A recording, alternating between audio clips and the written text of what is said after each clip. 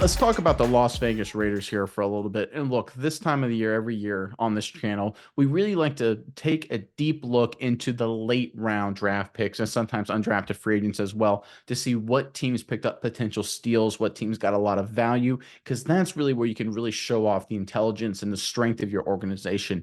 And it looks like the Raiders may have pulled off one of the best steals of the draft that really isn't getting a lot of attention. Let's get into the article talking about this player, and then we'll go into it more in detail on the other side. This is courtesy of Raiders.com.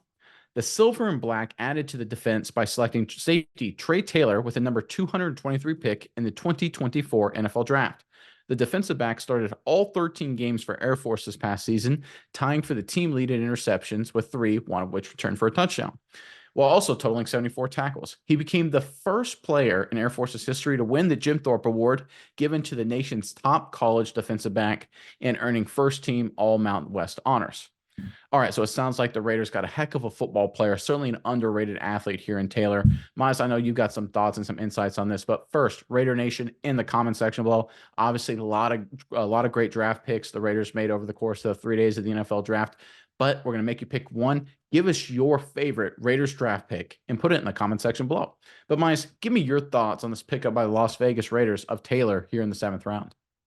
Yeah, Nick, I love Taylor. We've been talking about Taylor for a little while leading into the draft. We discussed it. I said, whoever takes Taylor, there's potential that they get the steal, the best player in the draft as far as getting a guy who is severely underrated. 7th round is absolutely ridiculous. I don't know how they manage that, but this guy has a lot of great attributes. First of all, he's not really like small or anything like that. 6 foot, 206 pounds for safety, maybe a little bit taller, smidge taller you want, but he's got good size at 206 pounds for safety. And this guy, he's a heck of a player, as we talked about. Last year, Jim Thorpe, best DB in the entire country, first team All-American, first team All-Mountain West, 30-yard interception for a touchdown last year. He can make the big plays. He has the speed to run it back for a touchdown, and he's got the special teams acumen as well. He blocked a PAT last year, so that is something that we can look forward to from this player. I think that this is a guy who really just went under the radar, and a lot of people didn't give him the nod. He went to Service Academy, probably a little bit more disciplined, a little bit harder working than a lot of guys that you're going to get off just base value. I think he's got a more experience there. This is a guy who came in to the East-West Shrine Bowl. He won the Pat Tillman Award for the Shrine Bowl. He came in this year and just absolutely dominated. I love this player, and there's more to love about him as well. This is a guy who chose to go to Air Force, but he had offers from Brown, Columbia, Cornell, Dartmouth, Harvard, Yale, something that most people would attribute to somebody having an above average intelligence. This guy's got high IQ and probably high football IQ as well. And then on top of that, his secret ace in the hole.